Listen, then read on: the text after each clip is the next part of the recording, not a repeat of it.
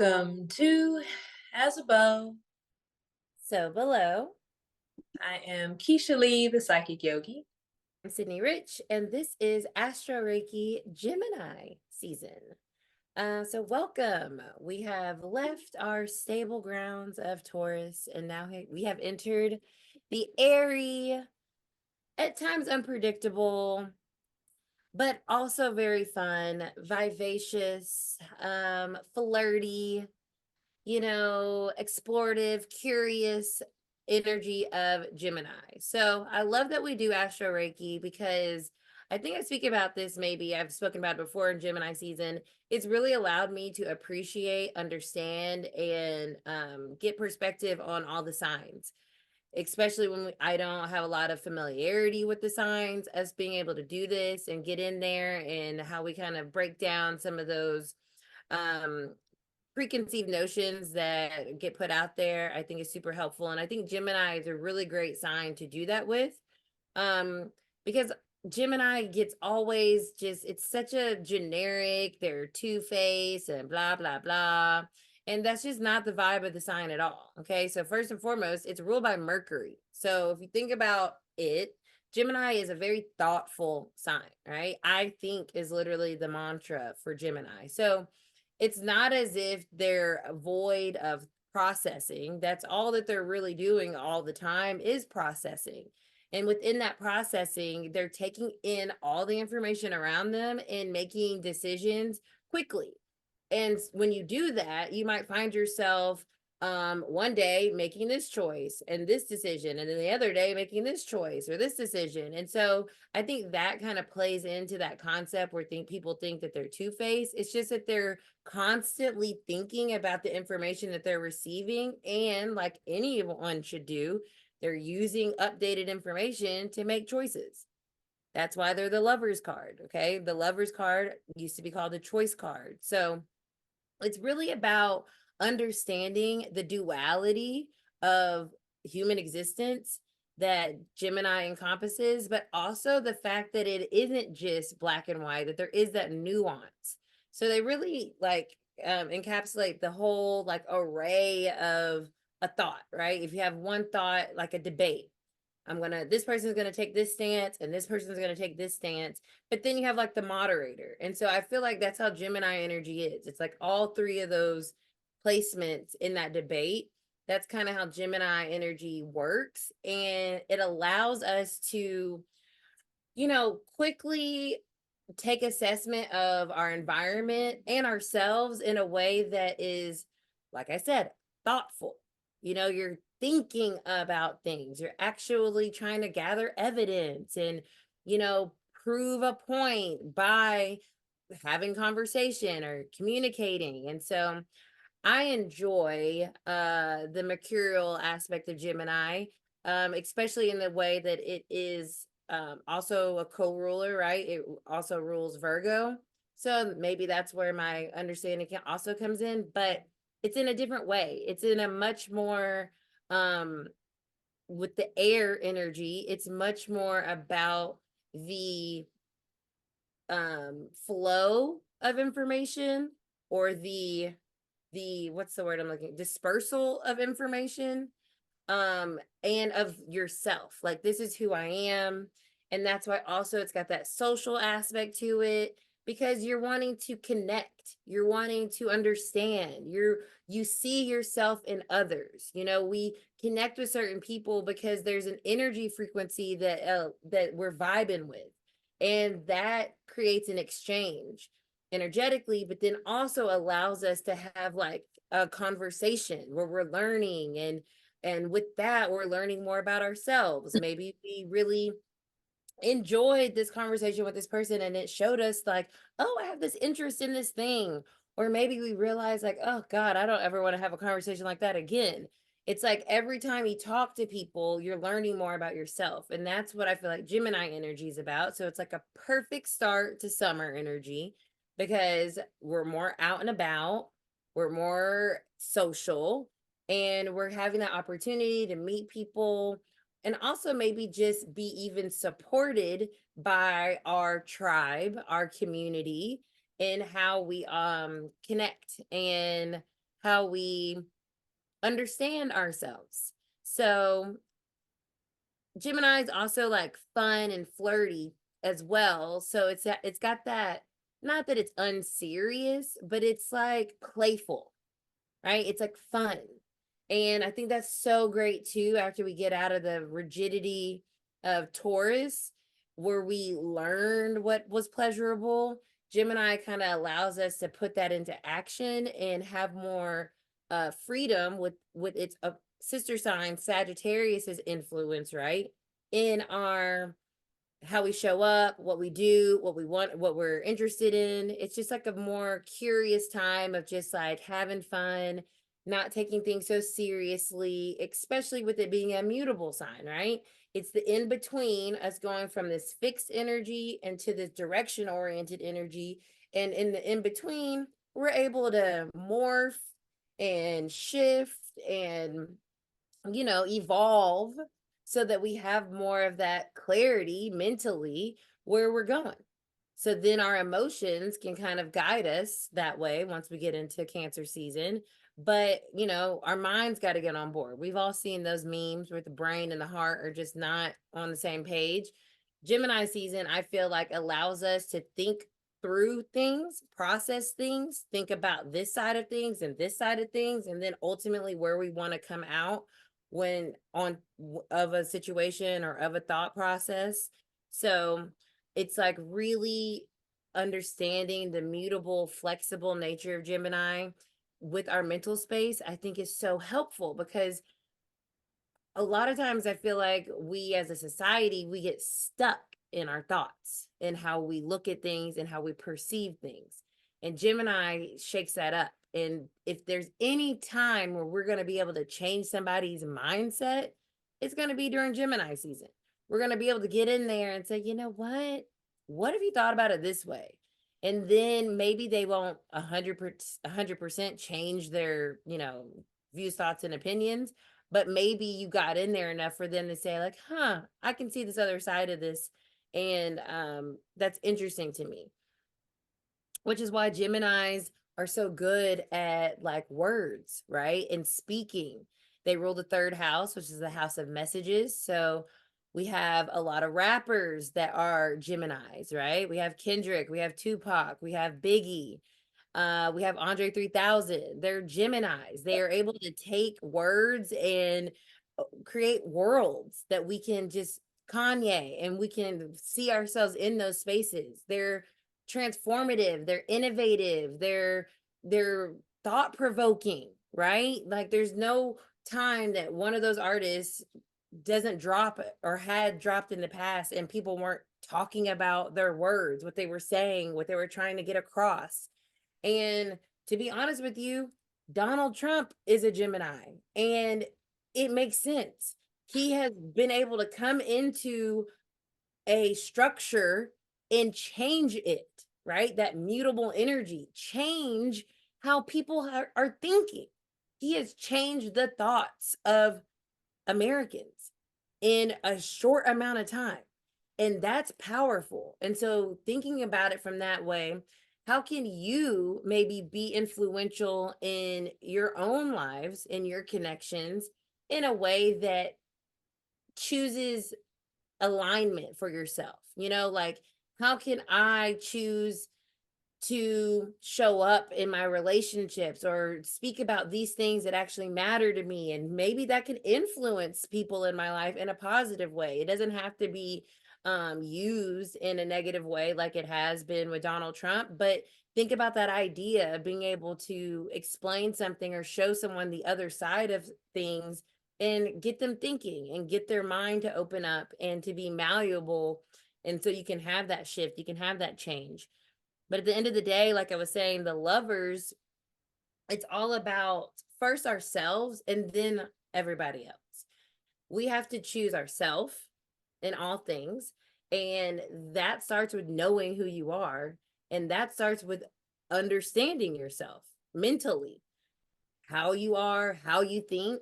So I think this is a great time to kind of explore that. Like, who am I now? How do I think? How do I look at the world? How do I process information? how do I communicate my feelings, or how do I communicate my thoughts and my understanding of myself, and then and in turn the world to other people?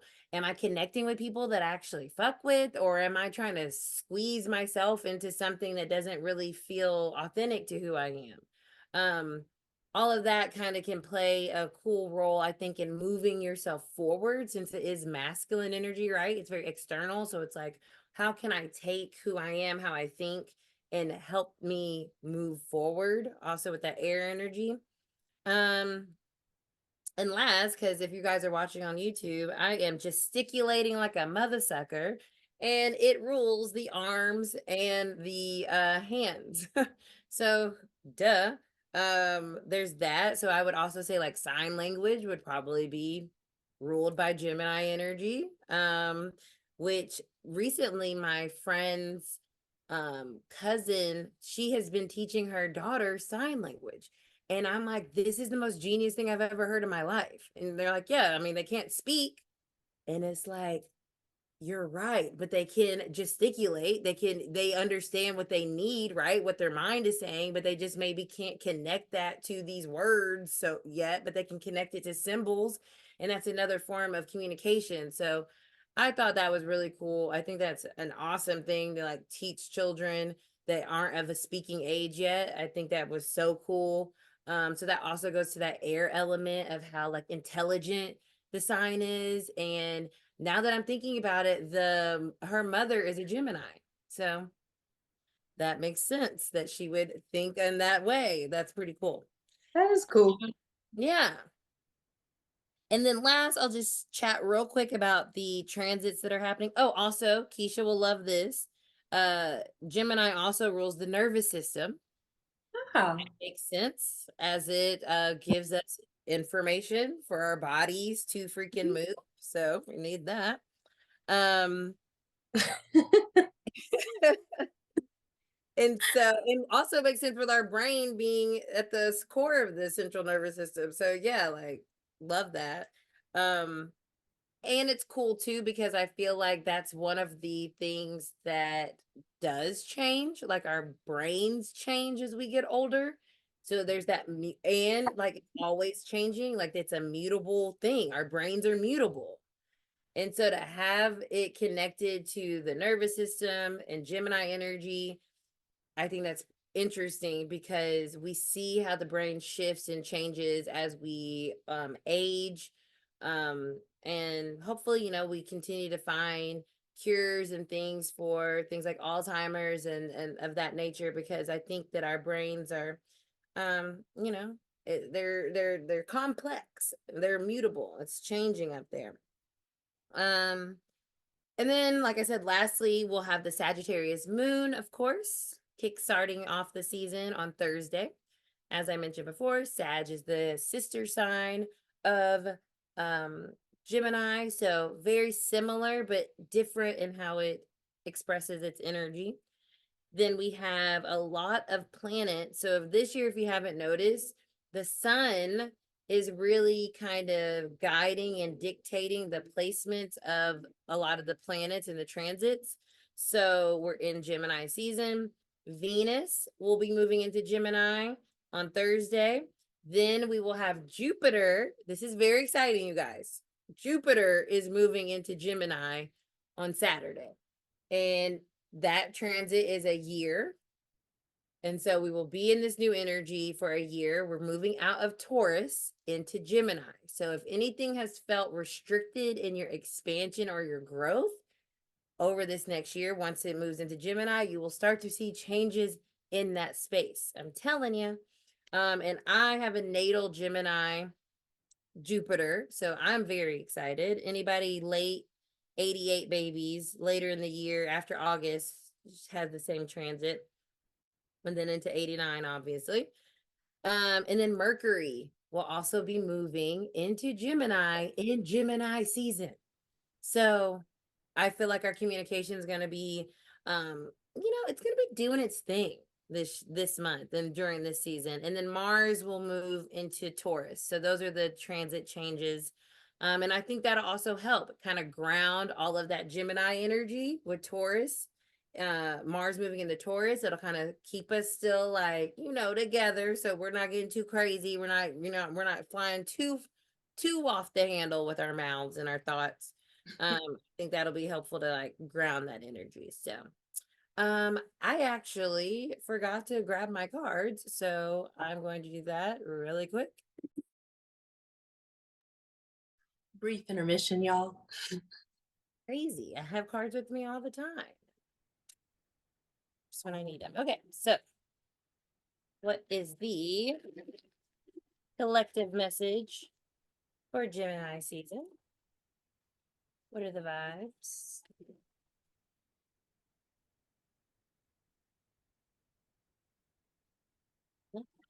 The vibes.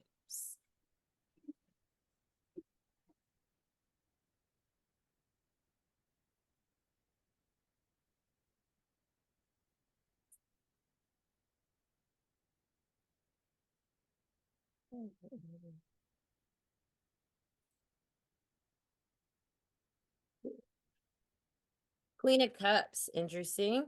So I think as we get our mental space into a more flexible space, then our feelings can flow more easily.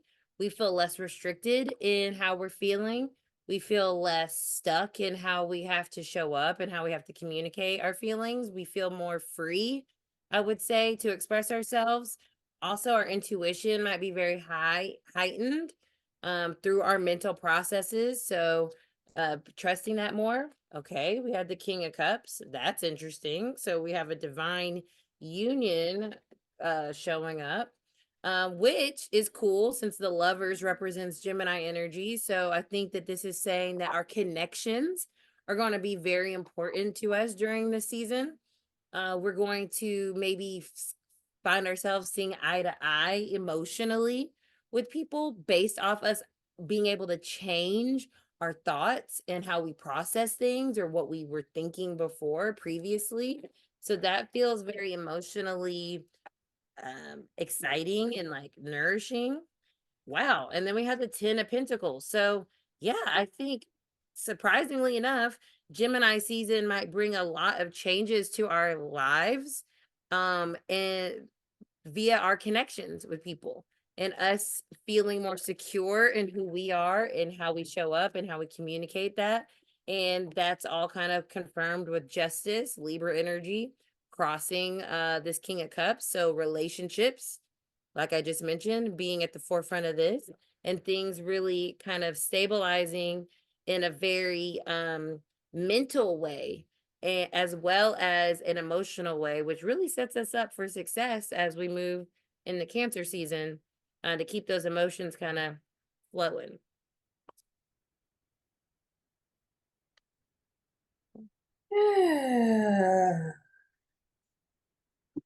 Well, per usual, you are spot on with the energies. I know I find it interesting actually, because on the page before, that was the throat chakra bowl that I just tapped. But speaking of communication, it's interesting because on my journal here, the page before says shift, focus of love with others and shifting it to self-love. And this is where my relationship to myself creates changes and becomes my power. So I was like, oh, okay, well, that's very timely. And of course, you're speaking my language when it comes down to Gemini and any of the zodiac signs and the body parts that they rule, because to me, it makes sense as far as harmonizing that which we know to be spiritual and maybe more etheric and somewhat intangible, and bringing that down into a way that's more embodied, a way that's more digestible, a way that is more just relatable, right? On a very practical level. And so, like Cidnee was saying, Gemini is ruled by Mercury, and it is very intelligent, very analytical, very communicative, very adaptable, very mutable. And that can, as a fellow air sign, Libra, I have obviously more cardinal aspects, so more leadership type of qualities versus just kind of being that moderator in between. However, I do obviously possess that because of the diplomacy aspect and justice, like Cidnee pulled in the tarot read. But it's interesting because when people can shift and change and make decisions rapidly, others may perceive that as being flighty or wishy-washy, when instead they're actually very present with what they're thinking and what they're feeling, and that allows them to be so dynamic in their presence and to be more adaptable, to be open to change and to shift and more open-minded, so therefore they can be more open-hearted in the way they react and respond and just relate to others. Because Gemini, sorry, I don't know what's in my throat. Speaking of communication, Gemini is also about community. Okay. It's about friendships. It's about siblings. It's about your neighbors and things like that. Those who aren't necessarily in the closest proximity as far as your family, although it can be because of communication and siblings.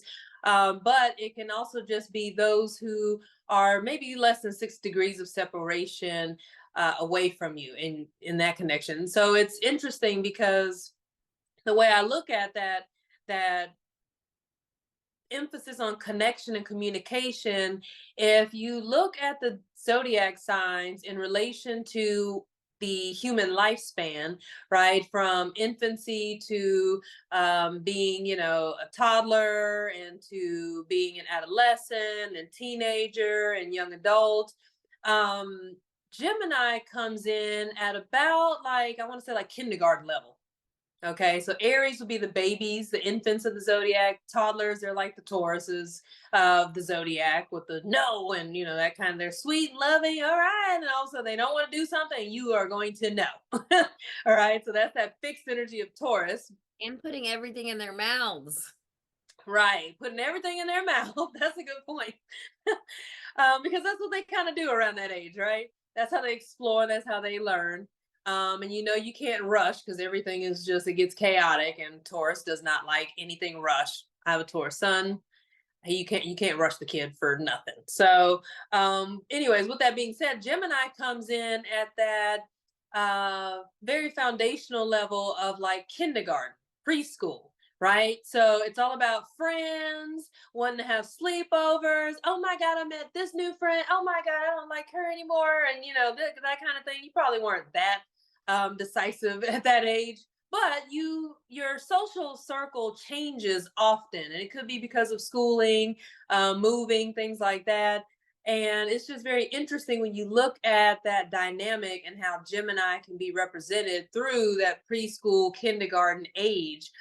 So very into expressing themselves, whether that's through art and play, or if it's that them just learning how to express themselves, become more of like their own unique person, having more autonomy in their lives. And it's also kind of funny because at that age, we are learning a lot, not only in the school setting, right, but also in our communication, our relationship to others. We start to have a little bit more independence, especially if you're in pre-K and kindergarten. You see how other people, other friends, other classmates, like how their families are and what rituals or cultural traditions they may have. And you start to notice, oh, like different people's skin tones, their ways of interacting and so forth, and you're learning through your interactions with others, right? As well as the teacher, which I think is interesting because the teacher would represent the sister sign of Gemini, Sagittarius. And so you also have that aspect within the classroom setting, right? And it is very interesting because as you start to process more information and take in more information, what happens is, this is how this segues from the spiritual into the science part of it and the embodiment. The more information you take in and learn, a lot of times the more tired you are, or the more you need to sleep if you're always using a lot of brain power, right? Because your body has to recharge itself. It needs to, like a computer, right? It's processing data and information, analyzing, computing, all this stuff all the time. Sometimes you need to close those tabs, and sometimes you need to shut that thing down, all right? And possibly even reboot. Okay. You know, you need protection, right, for all the information that does come in. Not all of it serves you. And so being able to protect that mental space and be discerning about the information that you're taking in. However, when it comes down to learning, as the brain, which we're talking about the nervous system being ruled by Gemini, as the brain takes in more and more information, it literally starts to adapt and change. This is part of neuroscience, specifically called neuroplasticity, where the communication between the different nerve cells, the more it's learned, rehearsed, and practiced, the more it becomes embodied, because the actual nerve cells start to build a connection. They call it neurosynapses, where they start to send information through the form of chemical messengers, hormones, neurotransmitters. And so what happens is, as they transmit information from one nerve cell to the next, eventually those nerve cells be like, hey, all right, I already got the assignment. I know what to do now. And it starts to build a connection, and the brain literally starts to change in its physical appearance. Okay. This is that mutability, the fact that the brain can actually start to change in its physical appearance based off of neuroplasticity and the information that you're learning. That's why it's always important to continue learning, so that your brain is always being challenged to grow and to adapt. And especially when it comes down to things that have to deal with the physical body, because the brain, the nervous system, also stems all the way down your vertebral column and down the central nervous system into the peripheral nervous system. So that goes into your extremities of your arms and your legs, hands, toes, feet, all that good stuff. Which is, when you think about it, an example of how we can really embody this energy of Gemini by being very cognizant of our mental processes, what we're taking in, the information that no longer serves us, discarding that, possibly reframing our mindset by staying more open-minded to information, and processing that in a way that not only comes through our mental, but also through the emotional, our heart space, and then comes into the base of our spine, which is we would call it our root chakra, and allowing that to really fully integrate into our being, and then out into our extremities, out into our community, right, and out into the collective. And so it starts with self. And that awareness of self, it's kind of interesting, because in Goddess Guidance, we were talking about the duality of the light feminine and the dark feminine, and embracing both aspects of that to find wholeness within yourself, and learning through those interactions with self what serves you and what doesn't, what brings value to your life and what is no longer serving you, so that you can start to shift, so you can start to adapt or change things within your connections to others, as well as in the way you communicate to others. Okay. So I find that very interesting, because also with being a teacher, having a Sagittarius moon, I'm all excited about this Sag moon. I'm just all about freedom in every way. I want freedom in all ways. And so anything that's a burden or anything that's heavy, I'm like, I gotta process it, and I gotta let it go. I gotta communicate. I need to do something, say something, pray, meditate, something. And there's going to be communication in some way, shape, or form from me, so that I can have mental clarity and mental peace, as well as emotional freedom, to be able to move forward in a way that I value. But like I was saying, I have a Sagittarius moon. The other instructor in the 3-day program at the massage school, he is a Sagittarius sun. So we have male, female, sun, moon, both in the teacher aspects of Sagittarius, which is a sister sign of Gemini. And it was this week when we started listening to our students that we were realizing all kinds of complaints and noticing the energy was scattered. And, we're having to do a lot of communication, teacher evaluations, all these things. It's only Tuesday. It's a long week already. But what I find interesting is both the other instructor and I have decided this week to start. I always start my class off with grounding meditations. He starts his class off with Tai Chi. So to build a sense of community, us teachers have decided to bring our students together in the morning for the first 15 to 30 minutes. And I teach both classes energy tools to regulate their systems. I was also explaining yesterday how grounding your root chakra into the earth and also receiving the wisdom of your higher self actually has a physiological impact or influence on the body via the brain and then the central nervous system down to the root. So it's funny that you're bringing this up because I didn't know that, but as usual, I'm on point. So I'm tapped in, you know. So with that being said, we've started combining the classes so that I teach the meditation techniques and the science behind the spiritual aspects of, or the spiritual aspects of what we're doing, how that applies to massage therapy. And he has been guiding the Tai Chi practice. So the last 2 mornings we've been doing meditation and Tai Chi to build a sense of community, which actually one student said that she appreciated about us.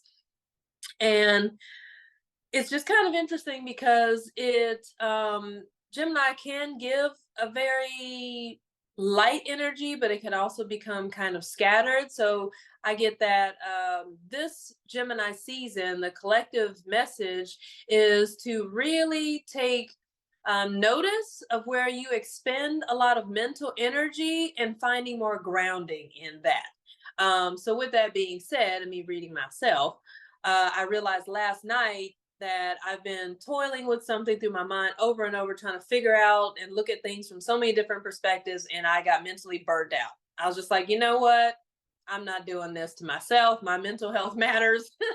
I'm not about to stress myself anymore or be anxious or use my imagination in a way that doesn't serve me, meaning worry, creating anxiety, fear, uncertainty, all within the scope of stuff that I can't control.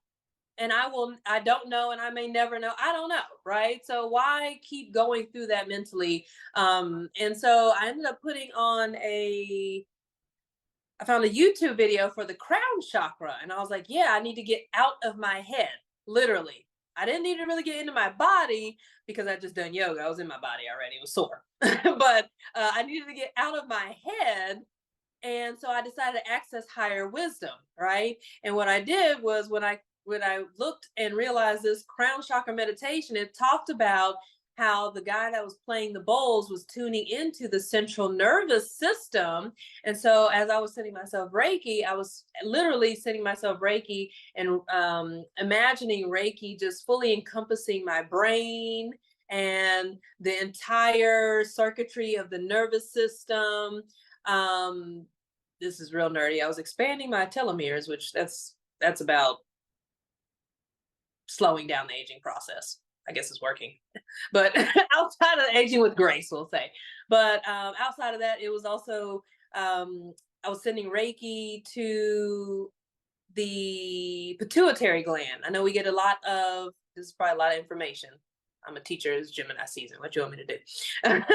But sending Reiki and meditating on the pituitary gland, because I know in spirituality we talk a lot about the pineal gland because we want to open our ability to see clearly, right? However, it is the pituitary gland that is the master gland because it is the hormone regulator. Okay, it produces 16 different hormones, right? You need hormones for everything, for your sleep cycles, for your menstrual cycles. If you're a male, just your reproductive cycle, 24 hours versus 28 for women.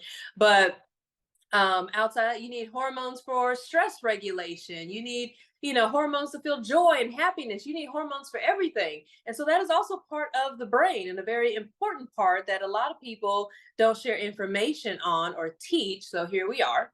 And you're welcome, right? So when you meditate, instead of trying to focus so much on the pineal gland, maybe try shifting your perspective, doing something a little different, learning something different, processing your brain in a different way, and focusing maybe more on the pituitary gland if you can, and just trying to see if you can feel, sense, or visualize that in your mind's eye.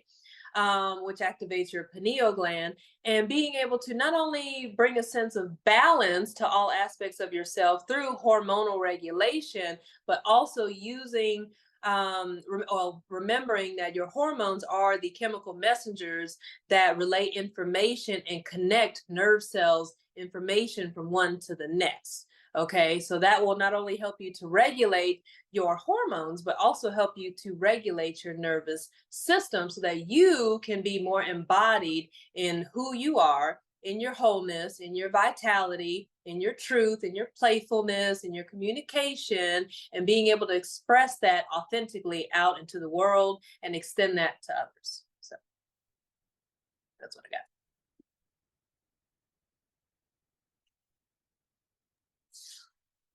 Yeah, that's good stuff there. For a lot of stuff. Stuff there. We love it. So educating the masses. Okay. Arcana ATL. Check in with us. Tell your friends. Share. Like. Comment. All those vibes, you know? We're unity. There we are. So yeah, we'll be back on Thursday for the full moon. And then of course we'll have the new moon, the Gemini new moon. So connect with us on YouTube or on Apple Podcasts if you're listening to us there. Also, you can always join the Patreon and get these meditations. We're about to go into distance Reiki, which is my favorite, but that is only accessible through our Patreon. So look into that if you would like to join us over there, and we will see you for the full moon.